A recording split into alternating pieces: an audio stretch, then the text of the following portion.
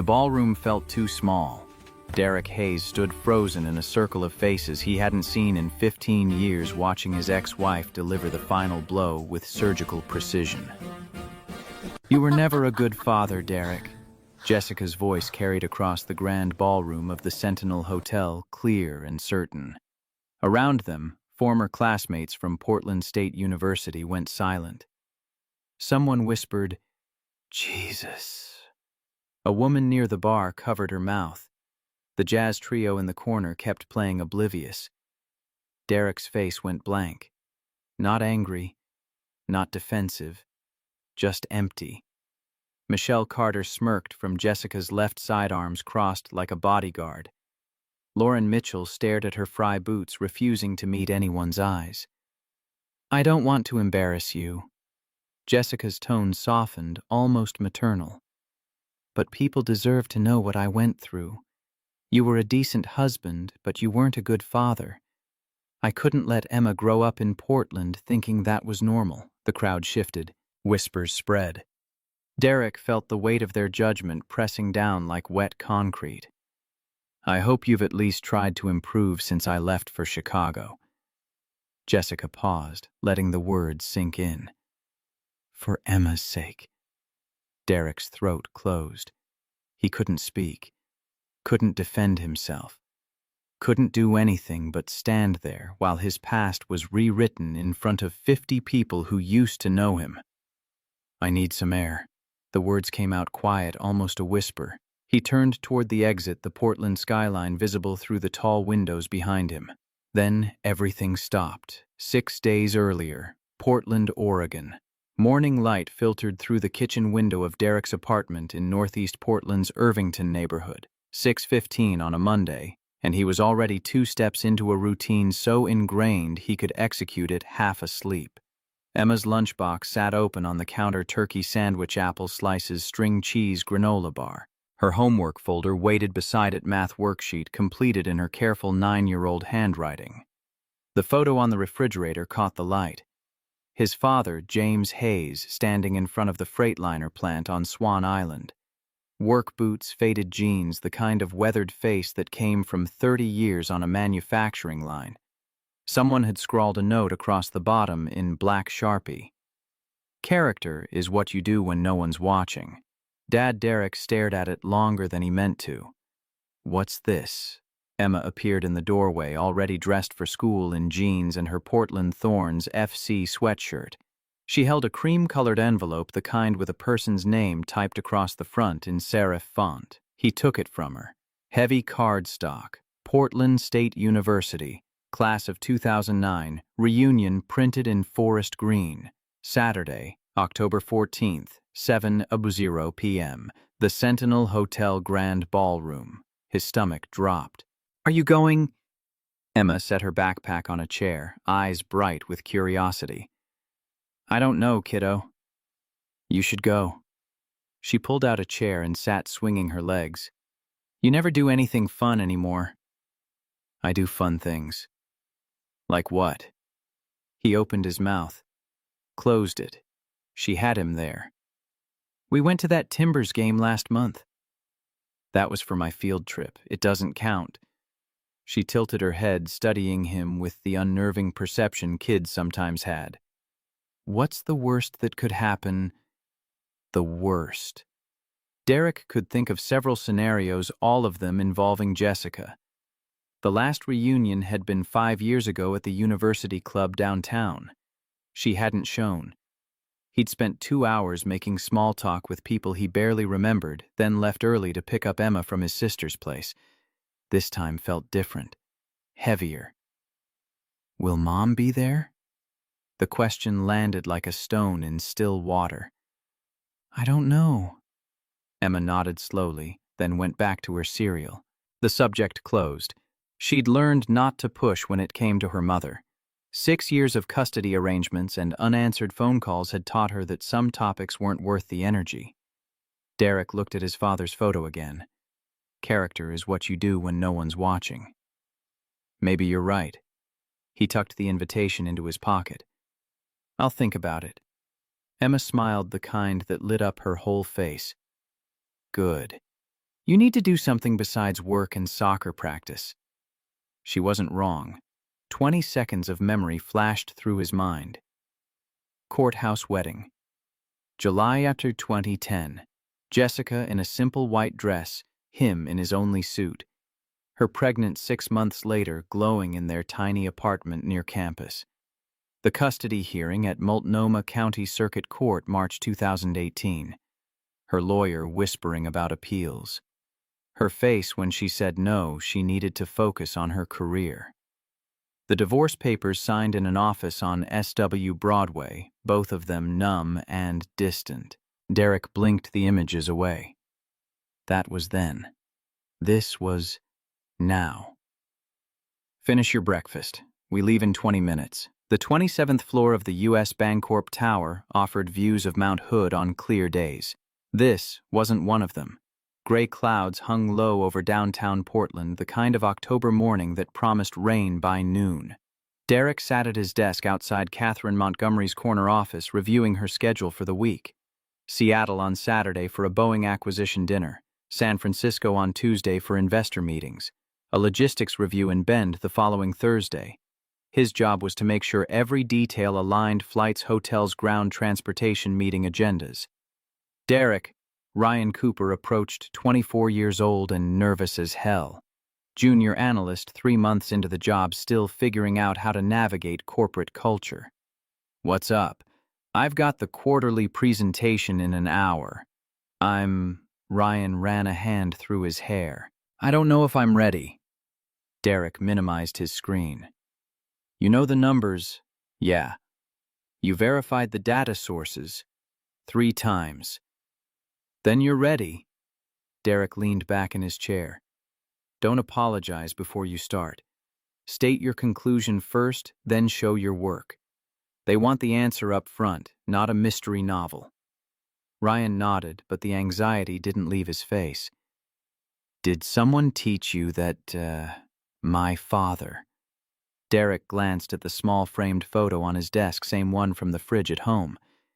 He was a foreman at the Freightliner plant. He said confidence isn't being right. It's knowing you did the work. Thanks, man. I don't know what I'd do without you. You'd figure it out. That's what I'm teaching you, how to think. Not what to think. Ryan headed back to his desk.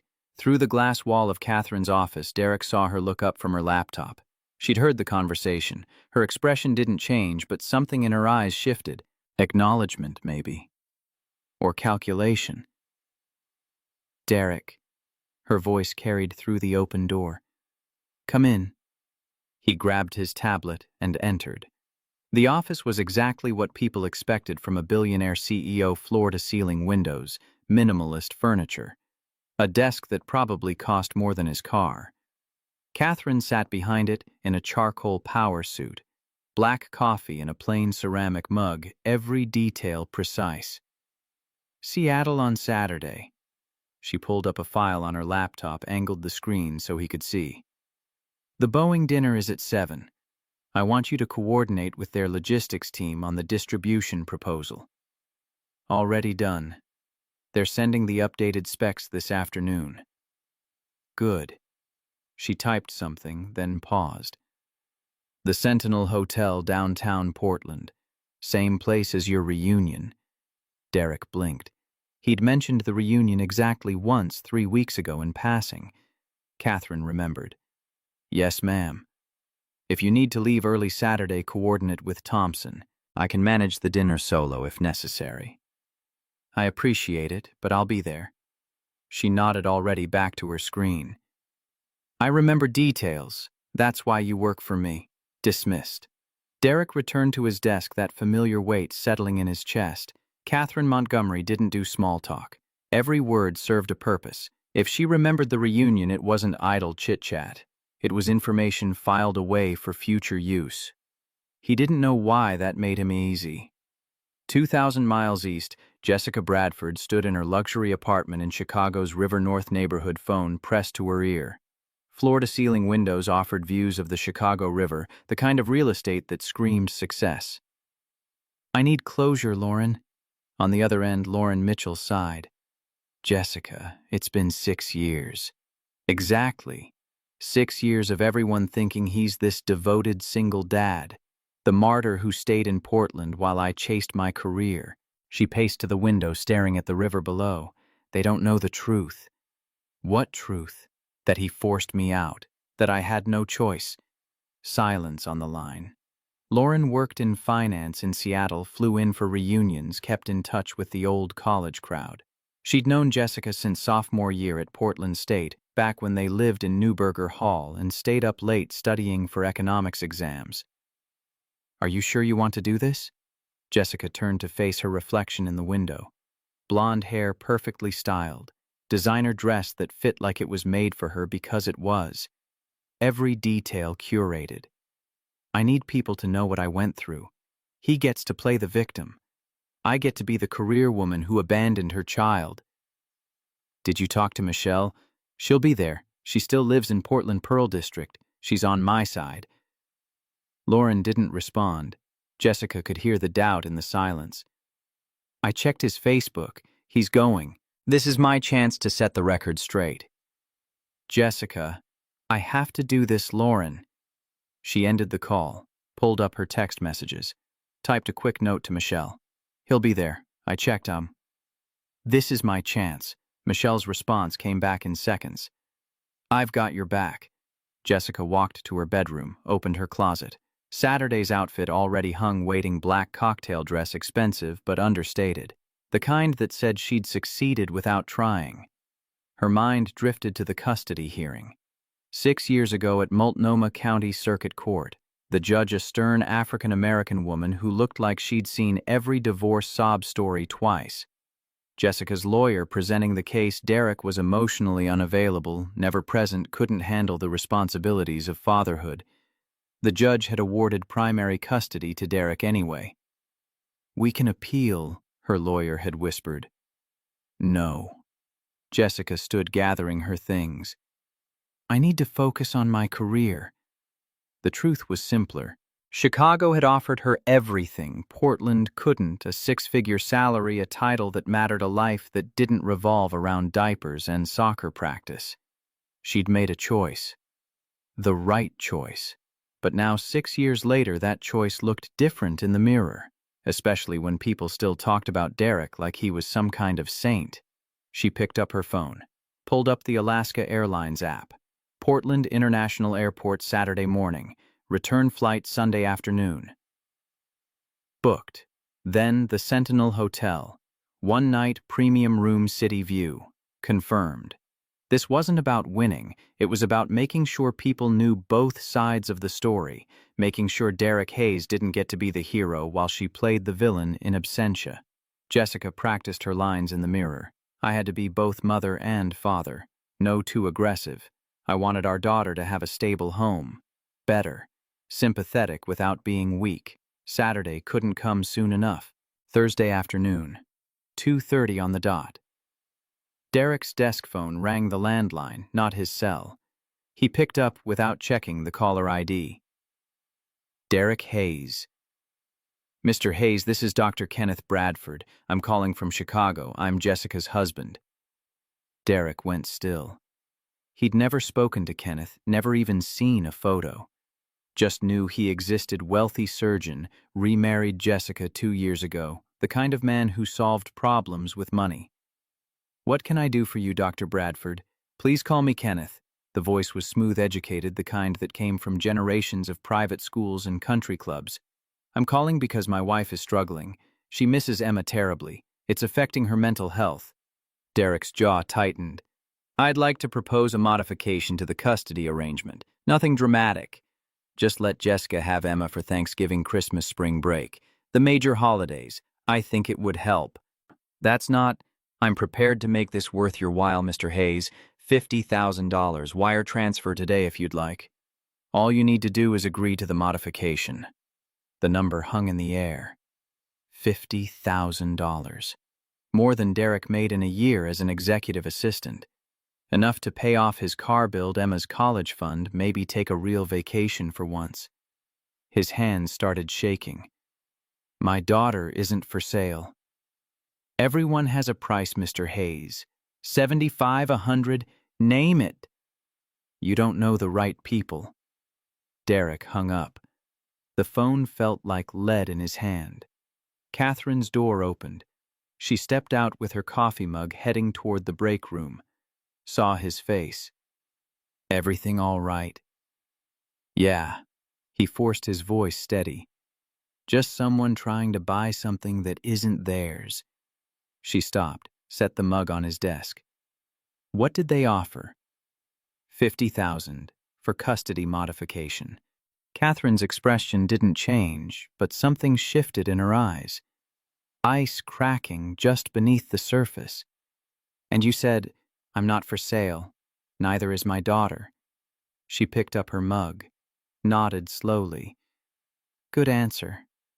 Let me know if he calls back. She returned to her office.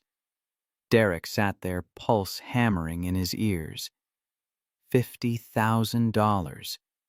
For holidays with a daughter Jessica hadn't called in 6 months. A daughter she'd chosen to leave when Chicago came calling. The money didn't matter. It never would. But the fact that they'd tried, that Kenneth Bradford thought everything had a price, made something twist in Derek's chest. His phone buzzed. Text from Sarah. Still going to the reunion Saturday. I can watch Emma. He stared at the message. Thought about Jessica. About Kenneth and his $50,000. About people who rewrote history to make themselves comfortable. Yeah. I'll drop her off around 5:30. Sarah's response came back immediately. Good. You need to get out. Have some fun. Fun. Right. Derek looked at his father's photo. Character is what you do when no one's watching. Saturday was going to be a disaster. He could feel it already. Saturday arrived gray and drizzling, typical Portland October weather. Derek dropped Emma at Sarah's craftsman-style house in Selwood just after 5:30. Sarah's 2 kids were already in pajamas, some Pixar movie queued up on the TV. Emma hugged him extra long at the door. Be careful, Dad. It's just a reunion, kiddo.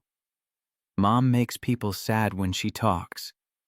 She pulled back, looking up at him with those serious 9-year-old eyes. Don't let her make you sad. Sarah caught his eye over Emma's head, concern written all over her face. I'll be fine. He kissed Emma's forehead. See you around 10. The drive downtown took 20 minutes. Derek parked in the Smart Park garage on 4th, walked 2 blocks to the Sentinel Hotel. The building was restored, 1920s architecture, brass fixtures, marble floors, Art Deco, details everywhere. The kind of place that made you feel underdressed even in your best suit. He took the stairs to the 2nd floor, followed the signs to the grand ballroom. Music drifted through the open doors, jazz trio playing standards, the kind of background soundtrack every reunion seemed to require. The ballroom was already half full. People clustered in groups, wine glasses and hand name tags affixed to designer dresses and expensive suits. Derek spotted a few familiar faces. Most were strangers wearing the bodies of people he used to know. Derek Hayes, Brian Anderson stood at the bar near the entrance nursing an IPA from Deschutes Brewery. They'd run track together freshman year, lost touch after graduation, reconnected on Facebook a few years back. Brian, they shook hands. How have you been? Good, really good, still in Eugene, teaching high school English. Brian took a sip of his beer, then lowered his voice. Listen, man, I thought you should know. Jessica's here. She flew in from Chicago just for this. Derek's stomach dropped. Just stay on your side, she'll stay on hers. Plenty of room. It'll be fine. Derek forced a smile. Yeah, fine. He scanned the ballroom. Found her near the center, surrounded by women he vaguely recognized. Lauren Mitchell, Michelle Carter, a couple others whose names he'd forgotten. Jessica looked exactly the same. Blonde hair, perfect makeup, designer dress that probably cost more than his monthly rent. She was laughing at something Michelle said, gesturing with her wine glass. Then she turned. looked directly at him across the crowded room. Her smile didn't reach her eyes. Derek felt the ground shift beneath his feet. This wasn't going to be fine. Whatever Emma had sensed, whatever instinct had made Sarah look at him with concern, it was right. Jessica wasn't here for closure. She was here for blood.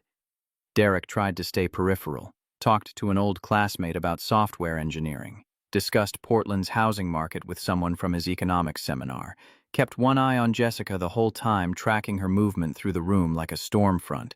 It didn't work. Derek! She materialized out of the crowd with Lauren and Michelle flanking her, bodyguards in cocktail dresses. I wasn't sure you'd come. Jessica's smile was warm, practiced. Still living in Irvington, the question landed with just enough condescension. Irvington was nice tree-lined streets, old houses, good schools, but it wasn't the Pearl District. It wasn't River North Chicago. Yeah, same place. That's nice. Stability is important. She sipped her wine. How's Emma? She's great. Playing soccer, reading constantly, doing really well in school. I'm so glad. Jessica's voice dripped sympathy. It must be so hard doing it all alone. Administrative work, single parenting. I mean, I tried to help before I moved to Chicago, but... She let the sentence hang. Implication clear, she'd tried. He'd made it impossible. Lauren shifted uncomfortably. Michelle nodded along, arms crossed. Derek was always better at supporting roles anyway. Jessica turned to the growing circle of listeners. Secretary work suits him. Executive assistant. Derek kept his voice even. And I like my job. Of course you do. Nothing wrong with modest ambitions. More people drifted over. Rebecca Stevens, someone Derek remembered from freshman orientation. 2 others he couldn't place. The circle expanded. Jessica held court at the Center Theater. We were so young when we got married at the courthouse. She shook her head, rueful. I had no idea what I was signing up for. Jessica. He was never really present emotionally. I carried the marriage alone. It was exhausting. Lauren tried to interrupt. Maybe we should... Michelle cut her off with a look. Jessica's voice got louder. The jazz trio kept playing, oblivious. I wanted our daughter to have a stable home in Portland. I begged him to try counseling at the East Side Center. He refused. That's not what happened. Derek's voice came out quiet. Not defensive, just factual. Jessica's eyes went soft. Mock sympathy. See. Even now, he can't take responsibility. The circle went silent. People watching. Phones probably recording somewhere. Derek felt the walls closing in. Rebecca spoke up. Is that true about the counseling at East Side Center? Derek opened his mouth. Nothing came out. What could he say that wouldn't make it worse? That Jessica was the one who refused counseling? That she'd already accepted the job in Chicago before the divorce was finalized? That she'd chosen her career over custody without a second thought? Any of it would sound defensive. Bitter. Like he was trying to rewrite history to make himself look better. So he said nothing. Jessica took his silence as confirmation. I'm not trying to embarrass you in front of everyone from PSU. Her voice stayed gentle, concerned. I'm trying to help you see the pattern. You were a decent husband, but you weren't a good father. I couldn't let Emma grow up in Portland thinking that was normal. The words landed like blows. Someone gasped. Someone else whispered, Jesus Christ. Derek felt his face go blank. Shutdown mode, the thing he did when emotion threatened to crack the surface. Michelle smirked. Lauren stared at her boots. I hope you've at least tried to improve since I left for Chicago. Jessica paused, letting the room absorb it. For Emma's sake. Derek's throat closed. He couldn't speak, couldn't move, couldn't do anything but stand there while 50 people watched him lose. I need some air. The words barely made it out. He turned toward the exit, the Portland skyline visible through the windows. Rain had started drops streaking the glass. Then he felt it. A hand slipped through his arm, gentle but firm. Perfume hit him subtle, expensive, nothing like the drugstore fragrances most people wore. He turned. Catherine Montgomery stood beside him in a black cocktail dress. Classic Nordstrom cut, every detail perfect. She wasn't looking at him. She was looking at Jessica. And then she said it. One word, clear as a bell. Honey. The ballroom froze. Derek's brain short-circuited. Catherine. Here, calling him honey. The Portland skyline behind them. The jazz trio still playing. 50 people staring. Jessica's smile faltered, just for a second. I'm sorry, who? Catherine Montgomery. She squeezed Derek's arm, a signal he barely registered. Derek's girlfriend. Someone in the crowd whispered, Holy shit, that's Catherine Montgomery, from Montgomery Enterprises. The room shifted, power dynamics realigning in real time. Catherine turned to Derek, voice soft. Sorry I'm late. Traffic from Seattle was a nightmare. I-5 was backed up at the Rose Quarter. Her eyes held his. Play along. Derek's heart hammered against his ribs. He had no idea what was happening. Why Catherine was here. Why she was pretending to be his girlfriend. Why she was staring down his ex-wife like she was deciding which piece to move on a chessboard. But he knew one thing with absolute certainty. The game had just changed. Jessica recovered first. Always did. She extended her hand across the circle, smile snapping back into place like a mask. I don't think we've met. I'm Jessica. From Chicago now. Catherine's handshake was brief, professional. The kind that said she'd done this 10,000 times and yours wasn't special. Michelle's eyes went wide. Wait. Montgomery Enterprises, the logistics company in the U.S. Bancorp Tower. That's right. Catherine's voice carried no warmth. We're headquartered here in Portland. Lauren's face changed. Recognition. She worked finance in Seattle. She knew exactly who Catherine Montgomery was. Jessica's smile tightened, but she pushed forward. And how did you two meet? At work. He's my executive assistant. Pause. Just long enough. Best hire I ever made. Derek felt the lie wrap around him like armor. Catherine had never promoted him. He'd held the same position for 4 years, but she said it with such absolute certainty that even he almost believed it. Executive assistant. Jessica's tone sharpened. I thought he was a secretary. Same role, different title. Catherine didn't blink. I promoted him twice in 4 years. The crowd leaned in. This wasn't about Derek anymore. This was about watching two apex predators circle each other. How long have you been together? Long enough to know what kind of person he is. And what kind is that? Catherine listed facts like she was reading from a report. He shows up 15 minutes early every day. Never misses Emma's soccer games at Laurelhurst Park, schedules meetings around them. Turned down a VP track position because it required travel to our Bay Area offices. Each word landed with precision. No emotion, just data. Michelle stepped closer. Anyone can be professional at work. Catherine turned to her, ice forming in the space between them.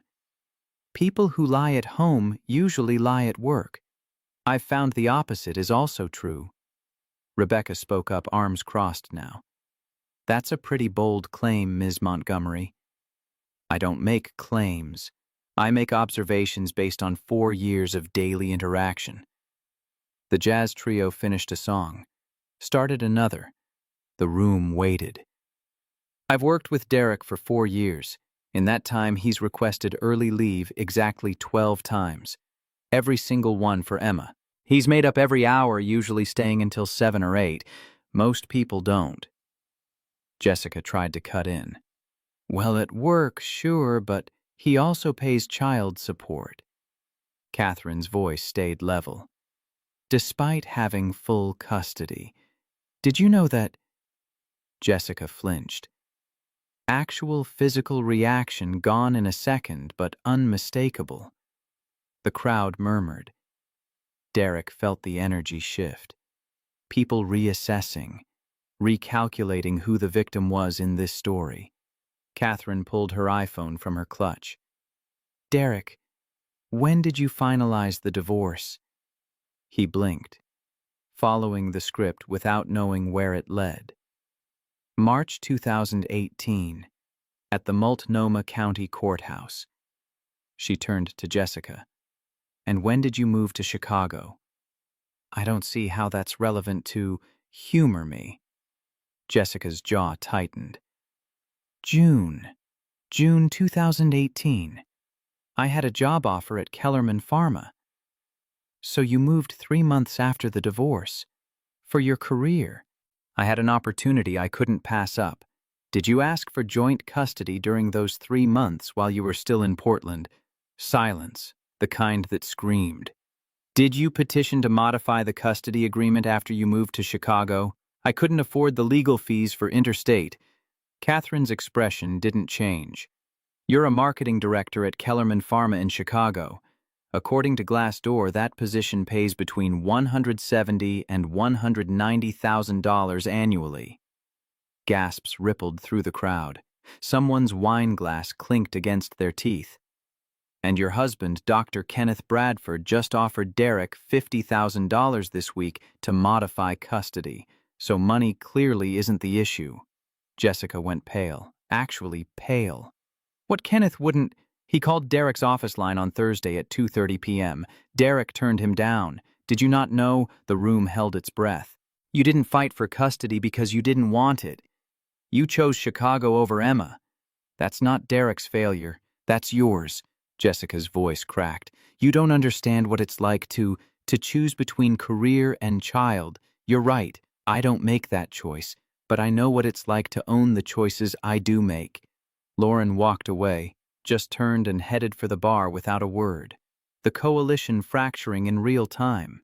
Rebecca uncrossed her arms, looked at Jessica differently now. Michelle tried to salvage it. Jessica had every right to move to Chicago for her career, absolutely. Catherine's tone softened, but only slightly. But having the right to make a choice doesn't mean you get to rewrite why you made it. Brian Anderson stepped forward, hands raised. "Hey, everyone's had a lot to drink. Let's just call it a night." Jessica ignored him, stared at Derek like he'd orchestrated the whole thing. "You turned everyone against me. You poisoned them with your version." Derek found his voice, finally, after 6 years of silence. "No, you did that yourself." The words came out steady, not angry, just true. "I never told anyone what really happened. Not Brian, not my co-workers at Montgomery Enterprises, not even Sarah knows the full story about why you left Portland. You're the only one who talks about the divorce. Because you need people to believe your version that I drove you away instead of you choosing to leave." Jessica's eyes filled with tears, but they looked like rage, not sadness. "I was a good mother when I was here." "You were." Derek held her gaze. "But you left, and I stayed." Catherine's hand touched his elbow. "Are you ready to leave?" He nodded, couldn't speak anymore. They walked toward the exit arm still linked, past Lou the bartender, an older guy who'd worked Portland hotels for 30 years. He nodded at Catherine with recognition, the kind you give someone you've seen on the business news. Whispers followed them out. "Is that really Catherine Montgomery? The billionaire? I had no idea Derek was dating someone like that." Behind them, Jessica stood alone in the center of the ballroom. Michelle had disappeared. Lauren was at the bar with her back turned. Rebecca was talking quietly to Brian. Isolated, diminished. Exactly what she'd tried to do to Derek. The hallway outside was carpeted Art Deco sconces casting soft light. Muffled jazz music leaked through the closed doors. Derek stopped walking. Catherine's arm slipped free. "Why did you do that?" "I told you. I had a dinner at the hotel. Boeing acquisition meeting. It finished early." "That's not what I mean." "I know." She looked at him directly. No corporate polish, just a woman making a choice. I don't like bullies. I don't like watching good people get destroyed for being decent. You barely know me outside of work. I know you well enough. 4 years of daily interaction teaches you who someone is. Derek's mind caught up. How did you know what Kenneth offered? I only told you he called, not the details. Catherine's expression shifted, something that might have been anger in someone less controlled. He didn't just call you. He called my office first Wednesday morning, asked to speak to HR about your employment, wanted to know if you'd be fired for inappropriate behavior with a supervisor, implied we were having an affair to damage your custody case. Derek went still. What did you tell him? I told him if he called my company again, I'd have our legal team bury him in harassment charges. Then he called you Thursday. The pieces fell into place. You knew Jessica was planning something. I suspected. That's why when my Seattle dinner ended at 8:15, I came down to check on you instead of driving back. Derek stared at her. This woman who barely spoke to him beyond logistics coordination, who'd never asked about his personal life, who remembered details but never explained why. Everything you said in there, the promotions, I exaggerated some details. The core was true. You're exactly who I said you are. Why would you risk your reputation for me? Catherine paused, chose her words carefully. Because reputation means nothing if you don't use it to protect people who deserve protecting. They stood in the quiet hallway. Portland city lights visible through a window at the far end. The rain had picked up drops streaking the glass. Derek asked the question he wasn't sure he wanted answered. Are you worried about professional boundaries? HR implications?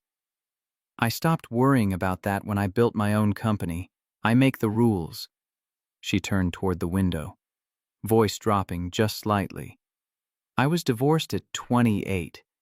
First husband was a real estate developer in Bellevue. When I started Montgomery Enterprises, he tried to claim half the IP in the divorce. Said he'd funded it, which was a lie I bootstrapped with student loans from Portland State. He tried to sabotage my Series A funding by calling investors. Derek had never heard this. It wasn't in any article about her, not in the Forbes profile or the TechCrunch feature or the Portland Business Journal cover story. I know what it's like when someone rewrites the story to make themselves the hero and you the villain. I didn't know any of that. It's not in, why would I advertise it? I won. The court sided with me. He moved back to California. I built what I built. She looked at him again. Take Monday off. You need space to process this. I can't. I have meetings scheduled, bills to... It's not optional. I'm telling you, not asking. You have 3 weeks of unused PTO. Derek's throat tightened. The control he'd held all evening started to crack. He turned toward the window, shoulders shaking, tears running down his face in the dim light, silent, unstoppable. Not sobbing, just release. 6 years of holding it together, of being the good father, of never defending himself because defending meant engaging, and engaging meant making it worse for Emma.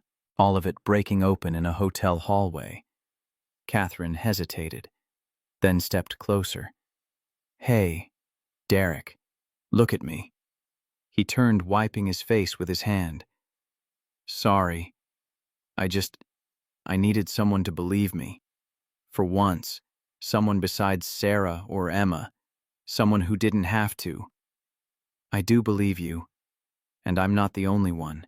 Lauren walked away. Rebecca looked like she wanted to apologize. Brian tried to diffuse. You're not alone in this. Derek nodded, getting control back, breathing steadier. Thank you for what you did in there. You don't need to keep thanking me. Catherine's voice went quiet, almost gentle. Silence isn't weakness, Derek. You chose not to engage with someone who was determined to hurt you. That takes more strength than people realize. But you don't have to be silent all the time. Some people will actually listen. She started to walk away, stopped, turned back. People see what you do, not what someone says about you. Remember that Monday when you're sitting at home wondering if any of this matters? Then she was gone, heels clicking down the hallway toward the elevator. Derek stood alone, Portland lights reflecting off wet pavement 27 floors below. The reunion still happening behind closed doors. His ex-wife probably explaining to anyone who'd listen, rewriting the narrative again. But something had shifted. Some weight he'd carried for 6 years felt lighter, not gone, just bearable. The drive to Selwood took 20 minutes. Derek crossed the Willamette River via Ross Island Bridge streetlights reflecting off wet pavement. Classic Portland drizzle had turned into actual rain. Sarah opened the door in sweatpants and an old Trailblazers hoodie, read his face immediately. What happened? I'll tell you later when Emma's not listening. Emma came running with her backpack, face bright. Was it fun? It was interesting. The drive home, Emma chattered about Encanto. Again.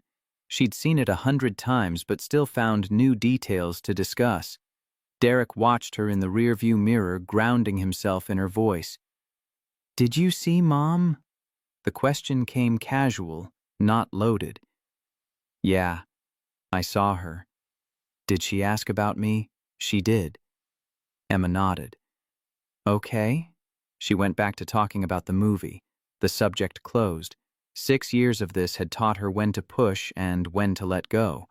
Home was an older building in Irvington. Hardwood floors, high ceilings. Emma's soccer trophies on the bookshelf.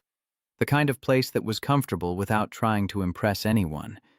Emma brushed her teeth with her Sonic electric toothbrush, changed into pajamas with the Portland Thorns FC logo.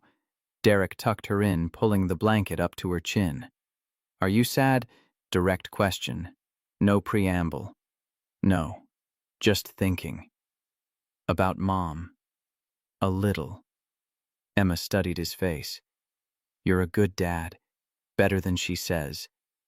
Derek froze. What do you mean, better than she says?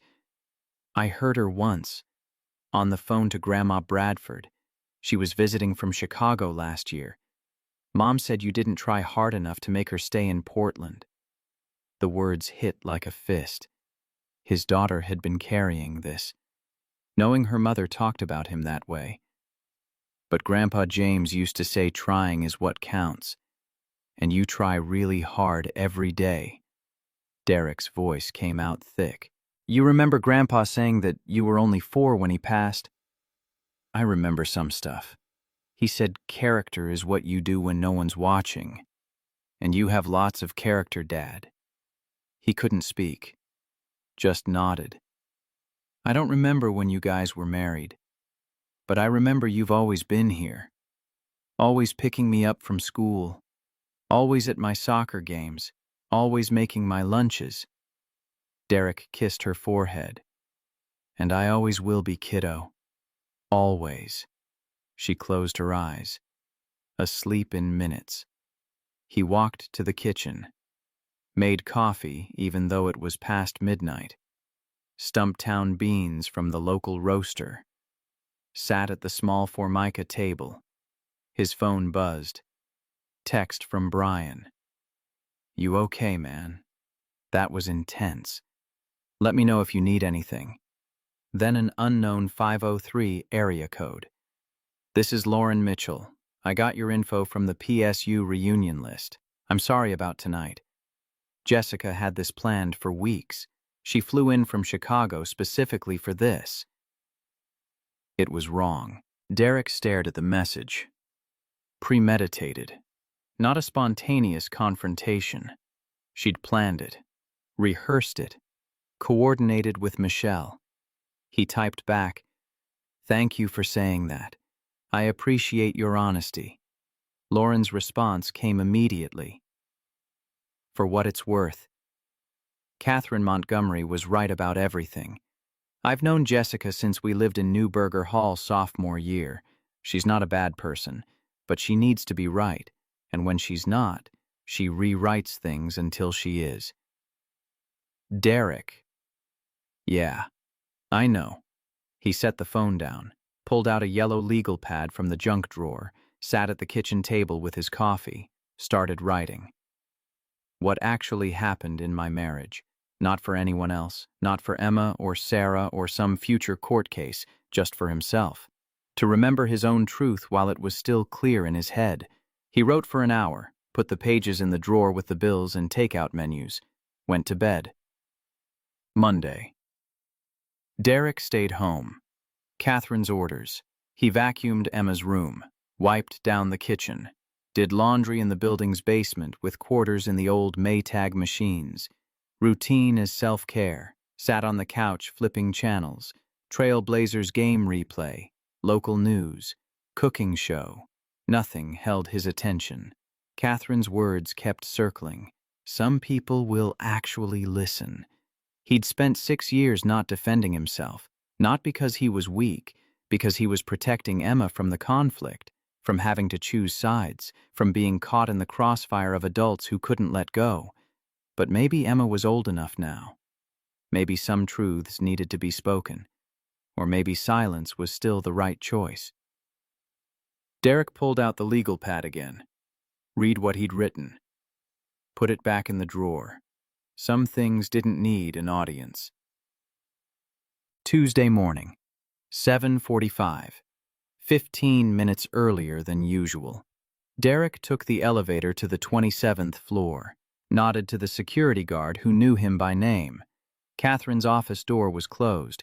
Glass showed her on a video conference with the Bay Area team. The co-worker at the neighboring desk glanced over. "How was the reunion?" "Fine. Good to see old friends." Derek changed the subject immediately, pulled up his email, coordinated Catherine's trip to San Francisco, reviewed the logistics for the Bend meeting. 11 a.m. Catherine's door opened. Meeting ended. "Derek, come in, close the door." He did, nervous without knowing why. Professional discussion, client meeting in Bend, Central Oregon Logistics Hub tour, hotel arrangements, meeting agenda. Derek took notes on his laptop. She discussed details like Saturday never happened, professional distance restored. He almost believed it. As he stood to leave, hand on the door handle. "Are you all right?" He stopped, turned. "Yes. Thank you. For Saturday night." "You don't need to thank me." "I do, though. You didn't have to do what you did." Catherine studied him. "I know, but I wanted to." Pause. The kind that meant something was coming. "I need you to meet someone. This Saturday afternoon, if you're available." "Who?" "My daughter. Emma needs to meet her, too." Derek went still. "You have a daughter?" Catherine nodded. "Olivia. She's 11. Lives with me full-time." The world tilted slightly. Catherine Montgomery, who kept everything compartmentalized, who never mentioned personal details at work, had a daughter Derek knew nothing about. "I didn't know." "I don't talk about her at work. Security reasons. When you're visible in Portland business circles, you protect your family." She explained quickly. Ex-husband from Bellevue, real estate developer, got violent during the divorce, smashed her laptop, threatened to destroy her. Multnomah County restraining order. He moved back to Sacramento. Supervised visitation twice a year. Derek understood immediately. The parallel. 2 people with violent or manipulative exes. 2 people protecting their children. "When do you want us to meet her?" "Saturday afternoon. Laurelhurst Park if you're comfortable. Public, neutral." Catherine's voice shifted. "Careful now. I need to know if Olivia and Emma can be friends. Because if they can't, this won't work. No matter how much She stopped. Derek waited. "I'll tell you Saturday, depending on how it goes. This is a big step. I know, if it's too soon I understand. But I don't introduce Olivia to people from work. Ever. You'd be the first." "Why me?" Because I think you understand what it means to put your child first, and because, she paused, because I trust you. The words landed heavy. Trust from Catherine Montgomery wasn't casual, it was currency. Saturday, 2 p.m. 2 p.m. Derek left her office, sat at his desk, stared at his screen without seeing it. Catherine had a daughter. She wanted their daughters to meet. Before anything else happened, before any decision got made about what Saturday night at the reunion meant, the children came first. Always. Wednesday evening, kitchen table. Emma finishing fractions homework. Hey, kiddo. I need to talk to you about something. She looked up. Am I in trouble? No, nothing like that. I wanted to tell you, I'm going to introduce you to someone on Saturday. Like a friend, kind of. Her name is Olivia. She's Catherine's daughter. Emma's eyes went huge. Catherine from your work has a daughter, the lady who yelled at Mom. She didn't yell, but yes, Olivia is 11. She likes reading. She goes to Lincoln High School, the Arts Magnet program. Emma processed this. Why do I need to meet her? Because before Catherine and I can figure out if we want to spend more time together, you two need to meet. You're both the most important people to us. What if she doesn't like me? Then we'll deal with it. But I think you'll like each other. You both love books. She's read all the Percy Jackson books. Emma perked up. All of them? Even the Kane Chronicles? I think so. You can ask her Saturday at Laurelhurst Park. Quiet for a moment. Then, is Catherine your girlfriend now? I don't know yet. That's what Saturday is about. Emma studied him. What would Grandpa James say? Derek smiled, looked at the photo on the fridge. He'd say, character is what you do when no one's watching. And Olivia's had a hard time with her dad, kind of like how your mom makes things hard sometimes. So Grandpa would say, be kind. Emma nodded seriously. I can do that, Dad. I'm good at being kind. You are, kiddo. You really are. She went back to her fractions. Subject closed. Derek stared at his father's photo. Wondered what James would actually say about all this. The reunion. Catherine. The choice to maybe let someone in after 6 years of keeping everyone at arm's length. Probably something about doing what's right even when it's hard. That was usually his answer. Saturday, 2 p.m., Laurelhurst Park. Derek and Emma arrived first. The park was busy. Families, dogs, kids on the playground. Mount Hood visible in the distance. Clear day. Rare for Portland in October. Emma fidgeted with her Thorns FC jacket. What if she thinks I'm weird? Then she's wrong. Dad, you're not weird. You're thoughtful. There's a difference. Catherine's Tesla pulled into the parking lot. She got out first. Then a girl with dark hair and a ponytail wearing an oversized Nike hoodie. She stayed close to Catherine. They walked over. Catherine carried 2 Stumptown coffee cups. Emma, this is Olivia. Olivia, this is Derek's daughter, Emma. Awkward pause. Both girls shy. Emma stepped forward first. Hi, my dad says you like reading. Olivia nodded. Quiet voice. Yeah, me too. Have you read Percy Jackson? Olivia's face changed. Slight smile. All of them. I'm on the 2nd Heroes of Olympus book. That's my favorite series. Emma's nervousness disappeared. Want to go on the swings and talk about it? Olivia looked at Catherine for permission. Catherine nodded. The girls walked off toward the swing set. Derek and Catherine stood watching. Olivia was hesitant at first. Emma demonstrated pumping her legs. Olivia copied. After a minute, both girls were laughing. Olivia doesn't laugh like that with strangers. Catherine's voice was quiet. She's cautious since the divorce. Emma doesn't either. Not since Jessica left for Chicago. It's been 6 years of just us. They stood in comfortable silence. Portland afternoon sounds. Dogs barking, kids playing, basketball game on the court nearby. I meant what I started to say on Tuesday in my office. Which part? The part where I said if the girls can't be friends, this won't work. Because no matter how much I care about you, and I do, I can't put that before Olivia's well-being. Derek turned to look at her. You care about me. Catherine met his eyes. I have for months. Since last spring when you stayed until 9 p.m. 3 nights straight, helping me prepare the Series C presentation, then still showed up at 7:45 a.m., looking exhausted, but organized. I just didn't know how to say it without making work complicated. And now I'm saying it. I'm not good at personal relationships, Derek. I built a company instead of learning how to date like a normal person. But I know what I feel, and if you don't feel the same, I understand. But I needed you to know. Derek watched the girls on the monkey bars. Together now, Olivia smiling wide.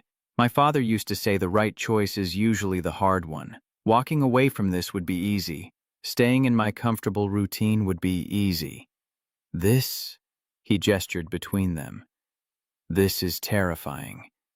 Terrifying in a good way. Yeah, in a really good way. Catherine's hand found his, squeezed once. The girls ran back, breathless and pink-cheeked. Mom, can Emma come over sometime to our condo? If her dad says it's okay. Emma looked at Derek. Can I? Dad? Please. Of course. Olivia turned to Emma. No filter. Do you think our parents are going to get married? Both adults froze mid-breath. Emma shrugged. I don't know. Do you want them to? Olivia thought about it. I think so.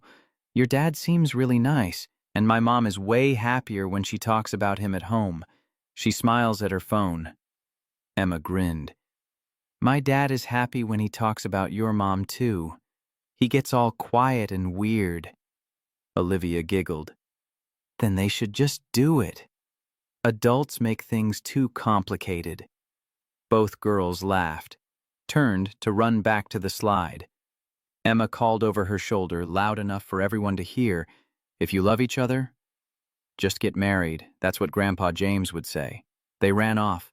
Derek and Catherine stood in stunned silence. Well, yeah, they both started laughing, the kind that released tension held too long. Out of the mouths of babes. Derek shook his head.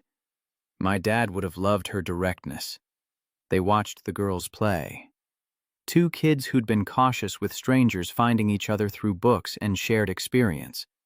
Two adults who'd kept everyone at distance, realizing maybe some walls were meant to come down. The choice wasn't made with words.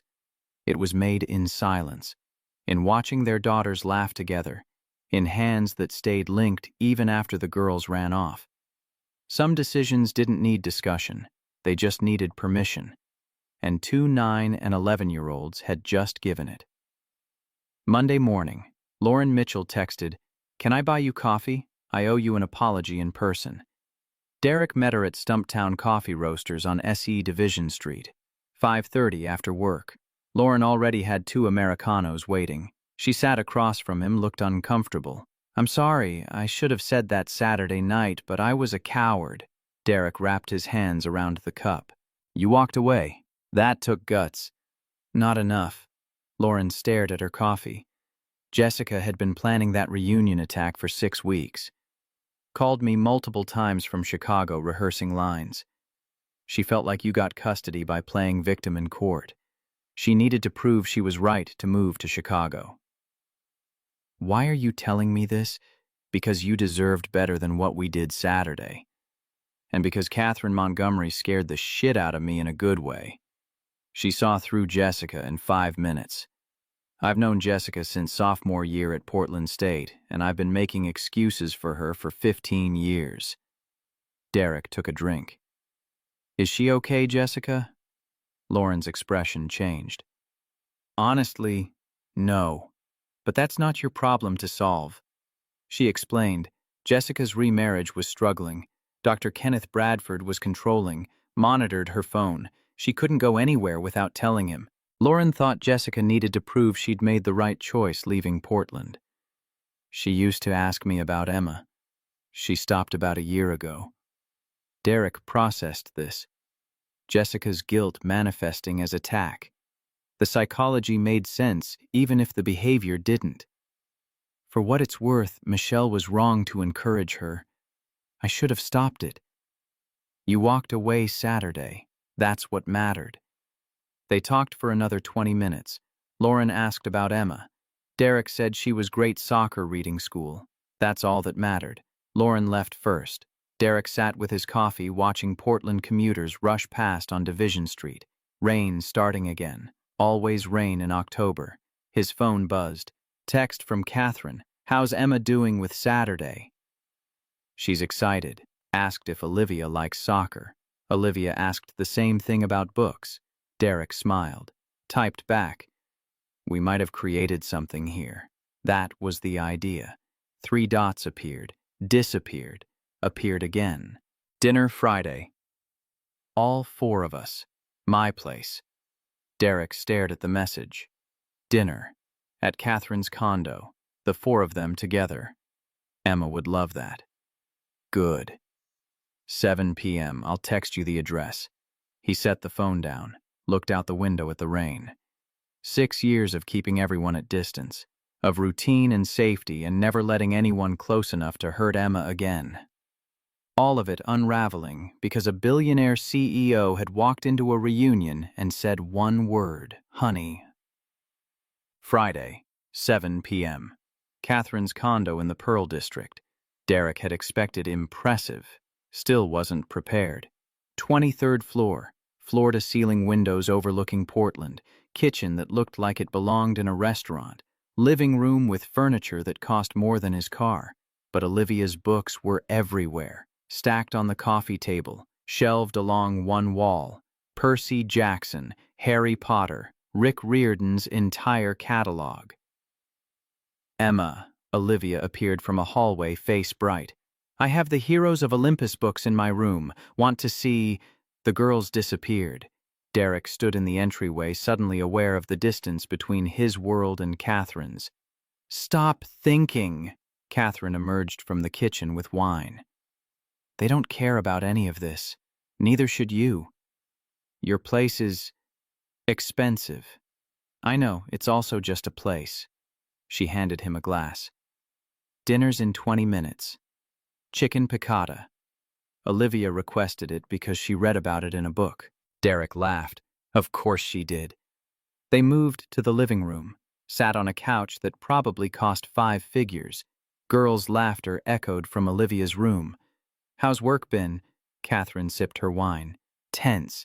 People keep asking about the reunion. What do you tell them? That it was fine. Liar. Derek smiled. What am I supposed to say? My ex-wife tried to destroy me publicly, and my boss showed up pretending to be my girlfriend. Ex-boss. Catherine set her glass down. I submitted paperwork Wednesday. You report to Thompson now. I wanted to eliminate any conflict of interest. Derek went still. You changed my reporting structure. I changed mine. I still own the company. But HR-wise, you're not my direct report anymore, which means this... She gestured between them. Doesn't violate any policies. You didn't have to do that. I know, I wanted to. The girls came running back, Olivia holding a book. Can we read until dinner? Emma hasn't read The Last Olympian yet. Catherine checked her watch. 15 minutes. Then wash hands. They disappeared again. Derek and Catherine sat in comfortable silence. Portland lights spreading below them. Rain tapping the windows. I'm not good at this. Catherine's voice was quiet. The relationship part. I built a company instead of learning how to be vulnerable with people. I'm not good at it either. I built a routine instead of dealing with my divorce. Maybe that's why this could work. Derek turned to look at her.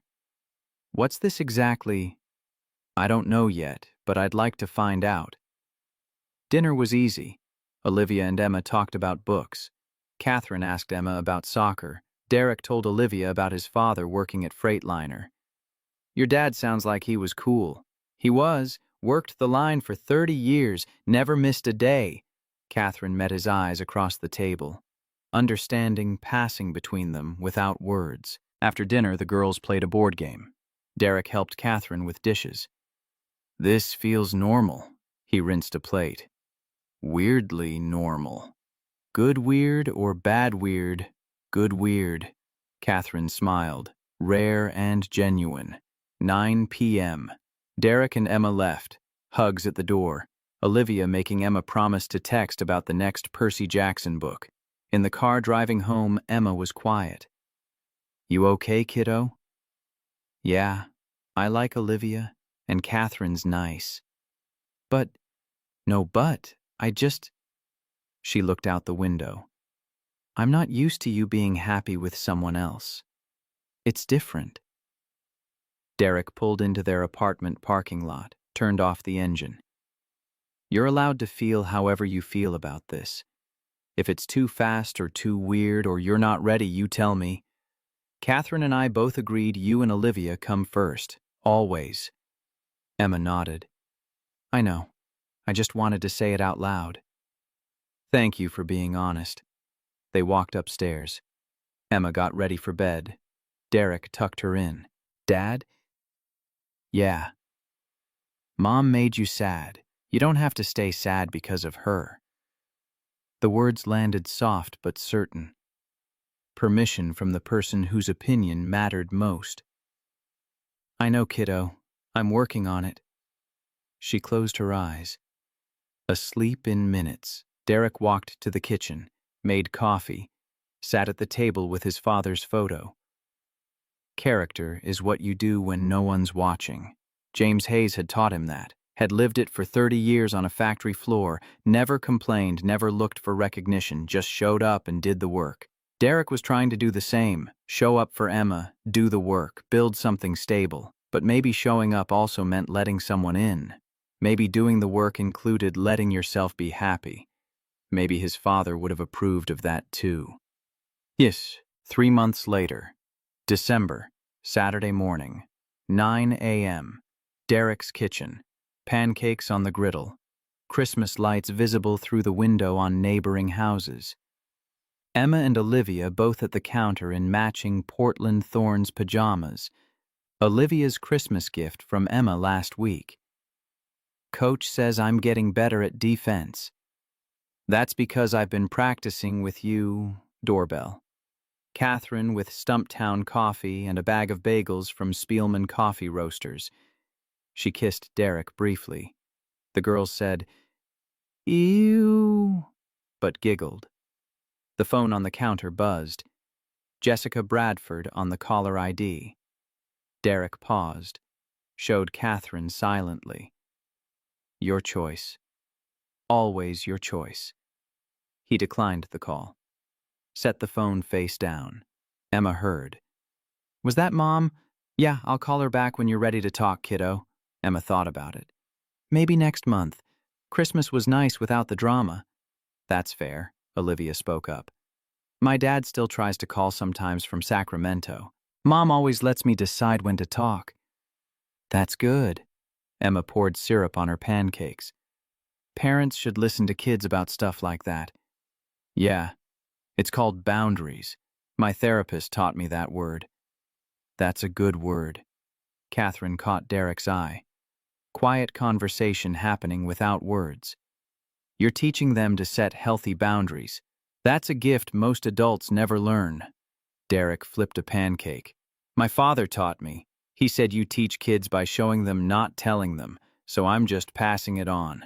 The morning stretched easy. Breakfast, soccer practice plans, Olivia asking if they could go to Powell's Books downtown after. This was what normal looked like. Not perfect, just real. 4 people figuring it out together. Monday morning. Montgomery Enterprises office. Ryan Cooper stopped by Derek's desk around 10. Coffee from the office Keurig in hand. Hey Derek, I got the promotion. Junior Director of Operations. Derek stood, shook his hand firmly. Congratulations, Ryan. You earned it. I wouldn't have without your help. The way you taught me to present findings, to think 3 steps ahead on supply chain issues. You did the work. I just pointed you in the right direction. Ryan shifted. Still. Thank you. My dad's a mechanic in Gresham. Never went to college. When I told him about the promotion, he said to thank whoever taught me. So, thank you. Your dad sounds like a good man. My father worked at Freightliner. Same kind of guy showed up, did the work, taught me that's what matters. If I can ever return the favor, pay it forward or whatever. You already are. You're doing good work. You're treating the warehouse staff with respect. That's how you return it. Teach someone else what I taught you. Ryan headed back to his desk. Catherine watched from her office doorway. Slight smile. Ryan gone, she stepped out. You're a good teacher. I learned from the best. Derek glanced at James Hayes's photo on his desk. He'd be proud of you. I hope so. That's all I ever wanted, to make him proud and be there for Emma. You're doing both. She went back to her office. Derek returned to logistics reports, the cycle continuing. Knowledge passed down. Legacy built one conversation at a time. That Saturday, Laurelhurst Park, 2 p.m. Same park where the girls first met 3 months ago. Same swings, same playground, but different now. December mild for Portland, 50 degrees cloudy but no rain. Mott Hood barely visible through the clouds. Derek pushed Emma on the swings. Catherine sat on the bench with coffee. Olivia beside her reading The Last Olympian. Higher, Dad? I want to touch the clouds. Derek laughed. That's pretty ambitious, Catherine called out. Don't break her. I don't want to explain that to the ER at OHSU. She's tougher than she looks, track star in the making. Olivia put down her book, ran to join Emma on the adjacent swing. Derek stepped back, watched both girls swinging side by side. Laughing, Catherine joined him, slipped her hand into his. Both wearing gloves, Portland winter. They stood together. Watching, Derek thought about the reunion. 3 months ago, but feeling like another lifetime. Standing in that ballroom while Jessica tore him apart. Feeling helpless, exposed. Then Catherine appearing. One word changing everything. What are you thinking about? How much can change in 3 months? Catherine squeezed his hand. We're just getting started. The girls kept swinging, higher and higher, their laughter carrying across the park. Derek watched them, these two kids who'd been cautious with the world finding safety in each other, learning that not all adults disappoint, that some promises get kept. My father used to say character is what you do when no one's watching. Derek's voice was quiet. He worked the line at Freightliner for 30 years. Came home tired every night. But he never missed my track meets, never forgot to ask about my day. He taught me that showing up mattered more than showing off. Catherine listened without interrupting. But I learned something else that night at the reunion. Something he maybe knew but never said out loud. Derek turned to look at her. Sometimes the people who matter are watching, and when you've lived with integrity long enough, when you've chosen the hard right over the easy wrong every single day, they see it. They believe you. They stand beside you. Catherine's eyes held his. That's not weakness. No, that's strength. And that's the real legacy, not what you say, but what you do. Not who you tell yourself you are, but who you prove yourself to be when everything's on the line.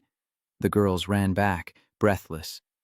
Come on, Dad, race you to the car. Derek grinned. You're on. He jogged after them, Catherine following. All four reached the parking lot together.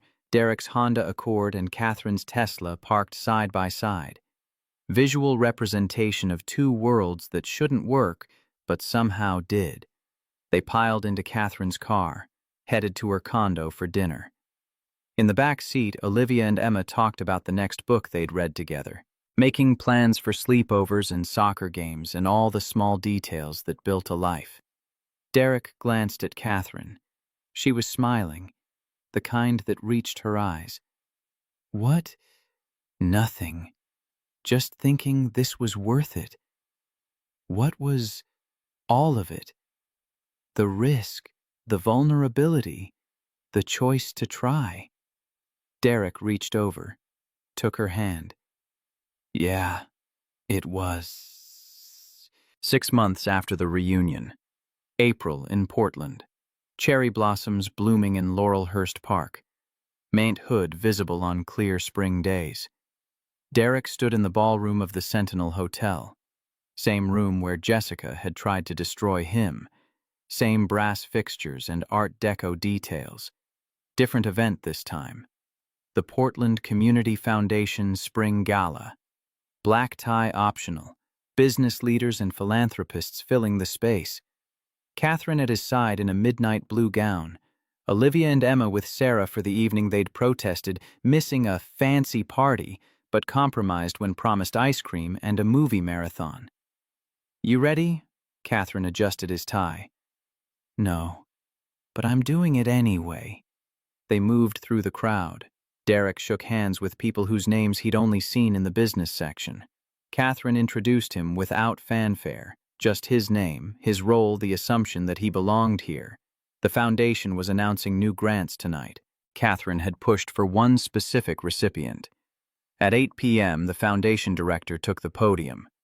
Our next grant recipient focuses on mentorship and skills training for young professionals from working-class backgrounds. The Hayes Montgomery Education Initiative will provide scholarships, job placement assistance, and one-on-one mentoring to bridge the gap between blue-collar experience and white-collar opportunities. Applause filled the room. Derek felt his throat tighten. Hayes Montgomery, his father's name linked with Catherine's. The director continued. The initiative was founded by Catherine Montgomery of Montgomery Enterprises and Derek Hayes, whose father James Hayes worked at the Freightliner plant for 30 years. They believe that character, work ethic, and integrity matter more than pedigree. Their first cohort of 10 mentees starts this summer. More applause. Catherine squeezed his hand. They walked to the podium together. Catherine spoke first about the mission, about recognizing talent wherever it lived, about breaking down barriers between worlds that too often stayed separate. Then Derek took the microphone. My father taught me that character is what you do when no one's watching. He never had the opportunities I've had. Never got to see his work recognized in rooms like this. But he showed up every day for 30 years.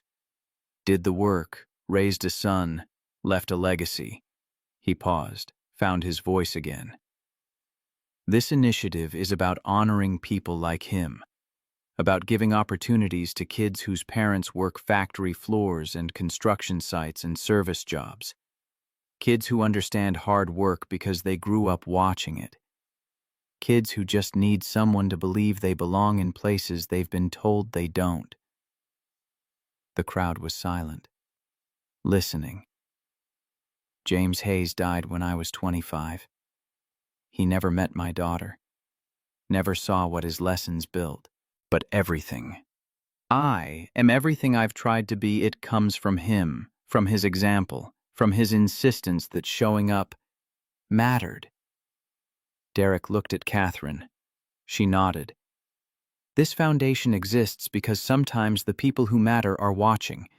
And when you live with integrity, when you choose to do right by the people who depend on you, when you refuse to be anything less than what your father taught you to be, those people see it. They believe you. They stand beside you. And together, you build something that matters. He stepped back from the podium. The applause was louder this time. They returned to their seats. Catherine's hand found his under the table. Your father would be proud. I hope so. I know so. The evening continued. Dinner, more speeches, networking that Derek was getting better at but still found exhausting. Around 10:30 they left. Walked out of the Sentinel into Portland spring air. Cherry blossoms falling like snow. Catherine's car waited at valet. They drove to pick up the girls. Sarah's house was chaos. Emma and Olivia in a blanket fort. Empty ice cream bowls. Credits rolling on some animated movie. Did they behave? Sarah laughed. They were perfect, as always. The girls piled into the car, still talking about the movie. Derek drove them back to Catherine's condo. They'd been spending most weekends there, the space easier for 4 people than his small apartment. Bedtime routine. Both girls brushed teeth, changed into pajamas. Olivia in her room, Emma in the guest room that was slowly becoming hers. Derek tucked Emma in first. "How was the fancy party?" "Good." They announced Grandpa James's foundation. Emma's face lit up. "Really? That's so cool." "Yeah, it is. I wish I could have met him." "Me too, kiddo. But you've got his heart, his character. That's what matters." She hugged him tight. "I love you, Dad."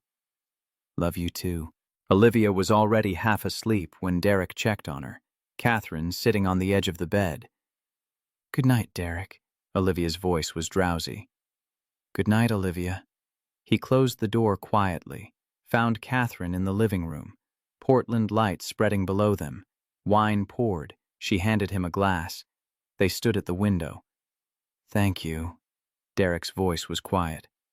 "For the foundation. For including my father's name. For all of it.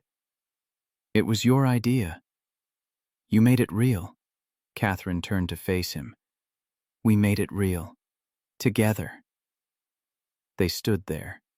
2 people who'd built walls around themselves, finding safety and tearing them down.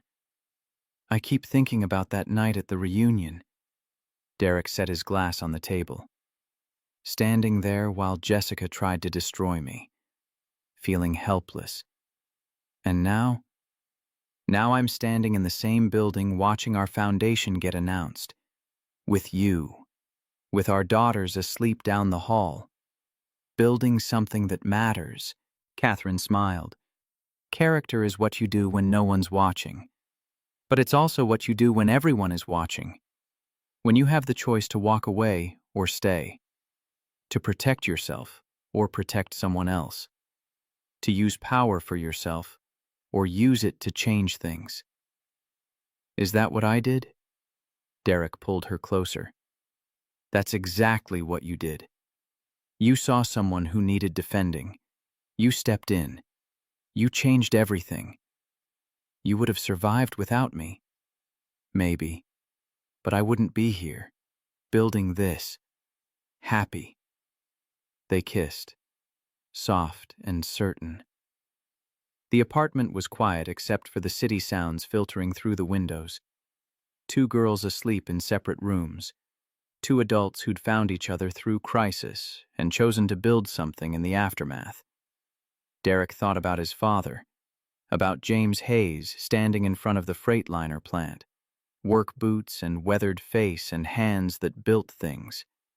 He'd taught Derek that character mattered. That showing up was everything.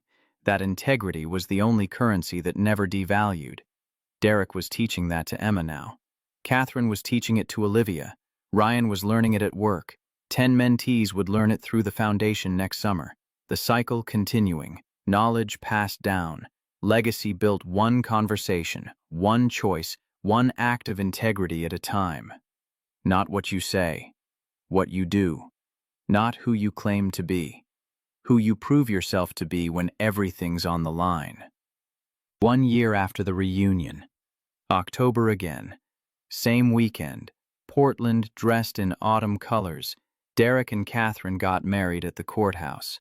Simple ceremony. Emma and Olivia as witnesses, Sarah and Catherine's assistant as additional signatures. No big production. No stress.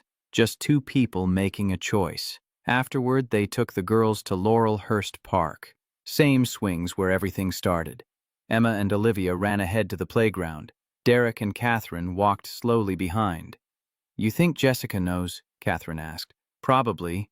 Sarah said Michelle mentioned seeing something on Facebook. "Does it matter?" Derek thought about it. No, it doesn't. And it didn't. Jessica had made her choices. Derek had made his. The paths had diverged a long time ago. They reached the playground, sat on the bench.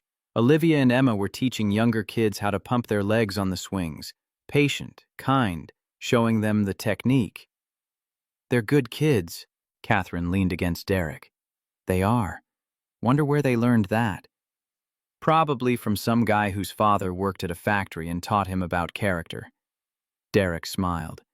Yeah, probably. Mont Hood rose in the distance. Clear day. Perfect visibility. His phone buzzed. Text from Ryan. Just got accepted to the first Hayes Montgomery cohort. Thank you for believing in me. Derek showed Catherine. That's 11 mentees now. Good. We'll need to expand the program. Already planning that. Always. They sat in comfortable silence, watching their daughters teach younger kids, building small kindnesses that would ripple outward. Derek thought about the reunion, 1 year ago, standing in that ballroom while his world collapsed. He'd thought that was the ending, the final word on who he was and what his life meant. But it was just the beginning. Catherine appearing, Olivia entering his life, the foundation forming, Ryan growing, Emma healing, all of it building towards something bigger than that one terrible night. What are you thinking? Catherine asked Chest. That my father was right about character, but he was wrong about one thing. What's that? He said character is what you do when no one's watching. But sometimes the most important thing you can do is let people watch. Let them see what integrity looks like, what showing up means, what it means to choose right even when it costs you. Derek gestured toward the girls. They're watching. Ryan's watching. Those 10 mentees will watch, and they'll learn not just from what we say, but from what we do when it matters. Catherine nodded. That's the real legacy. Yeah, that is. Emma ran over. Dad, can we get ice cream? It's October. It's cold. Ice cream is for all seasons, Olivia joined her. Please, we've been good all week. Derek looked at Catherine. She shrugged. They have been good. Fine, but we're walking to Salt and Straw. You two need to burn some energy. The girls cheered, ran ahead toward the park entrance. Derek and Catherine followed, hand in hand, two people who'd found each other in crisis and built something stable in the aftermath. The walk to Salt and Straw took 15 minutes, the girls chattering the whole way about flavors and toppings and which books they'd read next. Derek watched them, these two kids who'd been wary of the world learning to trust again, learning that some adults keep promises, that family wasn't just blood, that home was wherever people chose to show up for each other. He thought about James Hayes, about the photo on his desk at work, about 30 years on a factory floor and the lessons that outlived the man. Character is what you do when no one's watching, but it's also what you do when everyone's watching, when you have the choice to stay silent or speak up, to walk away or stand your ground, to protect yourself or protect someone else. Derek had been silent for 6 years, protecting Emma, avoiding conflict. Then Catherine had appeared, spoken up when he couldn't, changed the narrative, and now they were building something that mattered, teaching kids that integrity was currency, that showing up was everything, that the hard right was always worth choosing over the easy wrong. The foundation would grow. More mentees would come. Ryan would teach the next generation. Emma and Olivia would carry these lessons into their own lives, the legacy spreading outward. Not because someone said it should, because someone did the work. James Hayes had taught him that. And Derek would make damn sure his father's grandson or granddaughter or the hundreds of kids who'd come through the foundation learned it too. Not what you say, what you do. Not who you claim to be. Who you prove yourself to be when everything's on the line. That was the lesson. That was the legacy. That was what survived when everything else fell away. Derek Hayes understood that now, and he'd spend the rest of his life making sure others did too.